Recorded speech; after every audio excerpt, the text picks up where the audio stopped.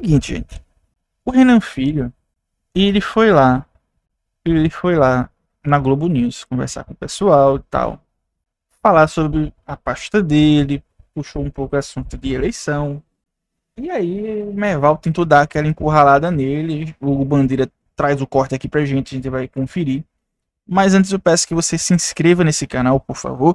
Ative as notificações, curta o vídeo, não esqueça de curtir, é muito importante para ajudar o canal a ele ser exposto. Considere ser membro do canal. Tem aqui um Pix se você quiser mandar uma doação. E você também, se aparecer hypa para dar um boost no canal. Vamos ver aqui. Paulo Pereira tenta atacar o governo Lula uma pedrada como final. Sobre a questão, exatamente a questão da ampliação. Um dos motivos pelos quais o presidente Lula venceu as eleições em 22 foi justamente porque ele se mostrou mais amplo do que o bolsonarismo, né? E aí várias pessoas que nunca tinham votado antes no PT votaram no presidente Lula em 22. Muita gente critica que o governo... Fala, mano. Não questionei nada especificamente sobre isso, não. De fato, nesses últimos 3 anos, foi um governo muito mais fechado, de fato. E que o PT teve um controle muito maior sobre as ações e sobre as questões de qual era a estratégia de governo. O senhor é um dos raros ministros que fez um enfrentamento com outros governadores de oposição sem nenhum tipo de problema. Vamos recordar aqui Santa Catarina, mas houve Minas, ou seja, defendendo as posições do governo, as posições da sua pasta, mas fazendo um enfrentamento político de ministro do governo que, vamos ser sinceros, vários outros ministros não fizeram, por motivos locais deles. Você acredita que dessa vez, que nessa eleição, o presidente Lula vai fazer uma aliança mais ampla e o próximo governo vai ser mais amplo do que esse? Thomas, muito obrigado pela pergunta e pela avaliação que você fez, mas eu queria dizer que eu discordo. Eu acho que o presidente fez um governo mais amplo do que o PT. Tanto que um dos principais críticos de Haddad, em vários momentos, foi o próprio PT, né? Lá no Ministério dos Transportes, Andréia, nós, no ambiente de concessões, por exemplo, que é uma política eminentemente de atração do investimento privado, que a direita no Brasil tenta fazer esse discurso, mas faz mesmo, atrai o investimento ou não? Não, o governo do presidente Lula atraiu muito mais investimento privado do que o governo passado, que o ministro era o Tarcísio e o Paulo Guedes que faziam esse discurso. Mas veja bem, eles fizeram apenas 6 concessões rodoviárias em 4 anos de governo. Eu já fiz 22. Que lapada, né, bicho? Que lapada. Os caras fizeram 6, eu fiz 22. Que lapada, hein? Diga aí, o discurso é sempre esse, como ele disse, né? Não, vamos captar investimentos e tal. Quando chega no vamos ver, quem consegue fazer é a esquerda. Como é que pode, né? Eu fico me perguntando. A esquerda é mais eficiente, pelo menos a esquerda petista, né? Os petistas são mais eficientes em administrar o capitalismo do que aquele povo que defende o capitalismo. Não é curioso, né? A galera árdua defensora do capitalismo e não sabe administrar o capitalismo. Mas o PT sabe. E no ano que vem vamos fazer, e esse ano agora de 26, melhor dizendo, vamos atingir a marca de 35 concessões, que é uma política pública que atrai o investimento privado para fazer a infraestrutura avançar, de centro-direita mais utilizada, né? Mas sem espaço fiscal não tem alternativa a fazer uma política pública dessa, senão a infraestrutura para, que é exatamente o que aconteceu no governo anterior. Então eu acredito que o presidente... Viram o que ele fala, né? Ele aqui já deixa de que ele não gostaria de que fosse assim. Pelo menos a minha visão é essa, né? Olha, por que a gente tá fazendo isso? Aquela discussão, né? Tá entregando para iniciativa privada algo que era para o governo fazer. Basicamente ele concorda. Realmente era legal que fosse o próprio governo que fizesse. Mas não se tem tempo para esperar. Se você não entregar nesse modelo de concessões, de parcerias público-privadas, esses serviços na mão da iniciativa privada, em concessões, não são privatizações, tá? Concessões. Parceria público-privada. A privatização você literalmente dá o patrimônio, né? Dá não, né? Você vende. A concessão não. Você fica um tempo gigantesco, né? Geralmente. 30 anos, mais ou menos. Dependendo da parceria público-privada. E você toma conta daquele bem público. E veja... O cenário real é esse. Se você não fizer, fica sem fazer. E aí? Você simplesmente não faz? Eu sou a favor de que se faça. Porque a gente precisa de estrada, né? A gente precisa avançar. E se não for aí, vai fazer o quê? Saiu uma pesquisa preocupante hoje. A diferença do Lula pro Flávio caiu. Eu vi da Question, né? Mesopotâmico Johnson. Eu vi. Eu vou deixar pra endoidar, sabe quando? Mesopotâmico Johnson. Quando tiver perto da eleição. Porque até, por enquanto, é mais... A gente não sabe muito bem o que tá por vir. A gente não sabe, será que isso vai... É porque vai ter ainda esse cara 6x1, vai ter os contra-cheques chegando, já chegou o primeiro, né? Vai ter os contra-cheques acumulados até a eleição, sem o imposto de renda, vai ter a campanha eleitoral, vai ter tudo isso, entendeu? Eu sei que tá diminuindo nas pesquisas, mas ainda tem o fator campanha, tem o fator escala 6x1, tem o fator contra-cheque. Agora, se isso se mantiver assim, perto das eleições, aí o BO é outro. Aí temos um problema. Vamos continuar aqui com o ministro. O presidente Lula faz um governo amplo. Por exemplo, foi amplo também quando enfrentou o Trump. E virou até André Evaldo líder internacional. Foi ele que vocalizou mundialmente a opinião da União Europeia. É estranho a gente verificar um líder de um país da América do Sul vocalizar o pensamento global no enfrentamento ao tarifaço. Ele fez isso. O Trump retirou as tarifas, retirou a Magnitsky contra o Supremo Tribunal Federal, ou seja, num avanço de interlocução muito grande que coloca o presidente Lula como um dos mais amplos interlocutores do mundo. Então isso não é um discurso estreito. Ele não faz um governo mais estreito do que outros. Ele faz um governo muito amplo. Só que no campo, Thomas, da comunicação, aí eu queria concordar contigo, o debate é raso. Porque na extrema-direita brasileira, a gente tem um oceano de conhecimento, com 1 centímetro de profundidade. Eles falam sobre tudo e não conseguem dizer nada. Chamou os caras de burro, né? Tirou os caras pra merda agora. Eu gosto demais do Renanzinho. O Renanzinho é bom. O Renanzinho é muito bom, cara. Ele... Cara, é tipo um gentleman, né? Ele é tipo o Haddad nesse sentido. É um gentleman. Só que ele vai na veia, né? Ele vai na veia. E eu concordo com você. A capivara do cara é extensa, viu? Do Flávio. Vamos lembrar toda a questão de rachadinha, da fábrica de chocolate.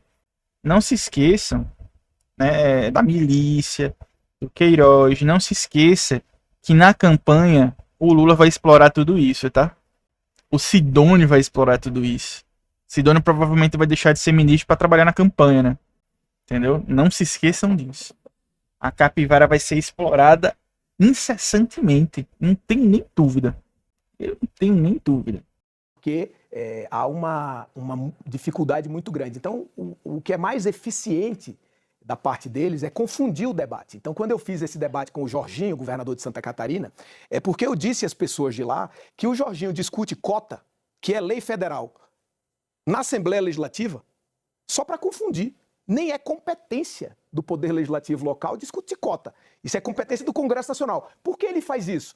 Porque ele quer esconder que ele não duplicou nenhum quilômetro de rodovia, que ele tem muita dificuldade de fortalecer o investimento, que não conclui os projetos, que é um governo ineficiente do ponto de vista da entrega. Então essa é a grande estratégia, é confundir o debate, Thomas. Mas o presidente Lula faz um governo mais amplo do que outros.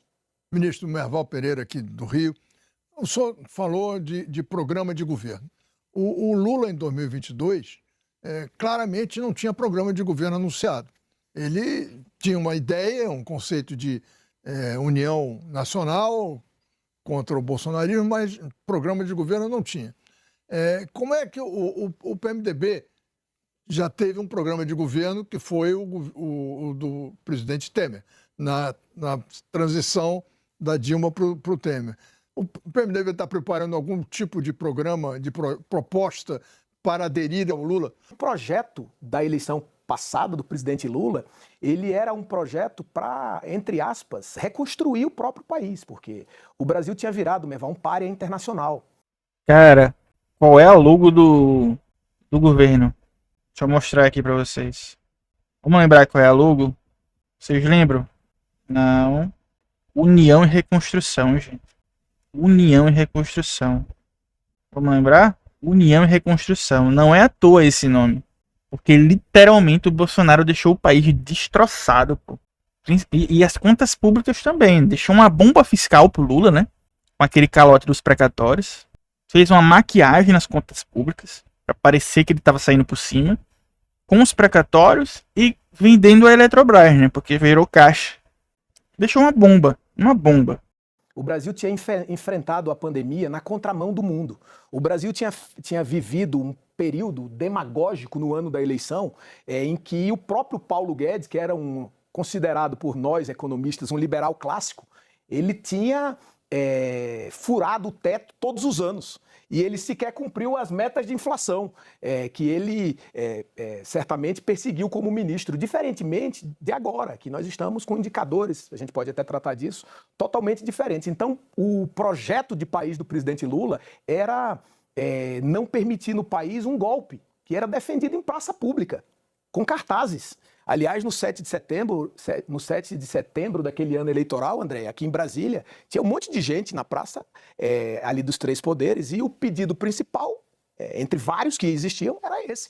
Então, assim, esse era um projeto de país. E, aliás, Meval, a sua pergunta é bastante profunda. Eu acredito, inclusive, que um dos fundamentos da reeleição do presidente Lula vai ser levar a nossa democracia até 2030, sem possibilitar a eleição de preposto. Porque, veja bem, o Trump Preposto 2... a quem? Preposto a quem? Preposto do bolsonarismo. Qualquer um que seja o candidato. Não, pode ser ele ou outro preposto. Mas o fato é que o voto não é de nenhum deles. Todos são prepostos. Qualquer um que seja candidato será preposto de Bolsonaro. Essa aqui é a verdade. Né? Mas não é contra indivíduos. Exatamente, Leandro. Eu fico impressionado quanto o governo PT avançou em pouquíssimos anos, considerando toda a destruição do governo anterior. Gente, o Bolsonaro botou o Brasil no mapa da fome. O Lula tirou em 3 anos, cara. 3 anos. 3 anos. Menor desigualdade da história. Maior renda média da história. Menor pobreza e extrema pobreza da história. Menor nível de desemprego da história. Menor taxa de desemprego da história. Recorde de carteira assinada. Nós tivemos o maior número de carteira assinada da história. É loucura, cara. Eu fico chocado. Por isso que eu digo, eu não tenho vergonha de dizer não. Eu não imaginava que ia ser tão bom, não, cara. Eu sabia, a não ser que acontecesse uma desgraça, mas na minha cabeça era, agora o Brasil vai dar certo. De novo, né? Como já tinha dado. O Brasil vai dar certo. Que o Lula voltou. Mas eu não imaginava que ele ia fazer tanto, não, cara. Em 3 anos. É muito impressionante e o pessoal ainda nega a realidade, olha os resultados. Se nega a realidade pela direita e pela esquerda, né? A galera que gosta de chamar nós de pelego, né? Cara, mas, 3 anos, cara. Caramba, bicho. É muita loucura o que o Lula fez. Esses 3 anos. É loucura mesmo. Real, eu fico besta. Atualmente, nenhuma pessoa é contra o preposto. Porque, veja bem, André, o que significa o Trump 2? Um governo Trump desencabulado. E o que significa um governo Bolsonaro por preposto? Significa um governo mais desencabulado? Que tem coragem de fazer o que teve receio da outra vez? Como a gente está vendo no mundo agora, Meval? Isso significa o quê? Começar por anistia e ir até onde? Então, o presidente Lula, ele afasta a nossa democracia desses pensamentos aventureiros, da falta de liderança clara, e leva até 30, quando eu acredito que poderia ter uma mudança geracional mais sólida, mais profunda e fora desse ambiente de polarização.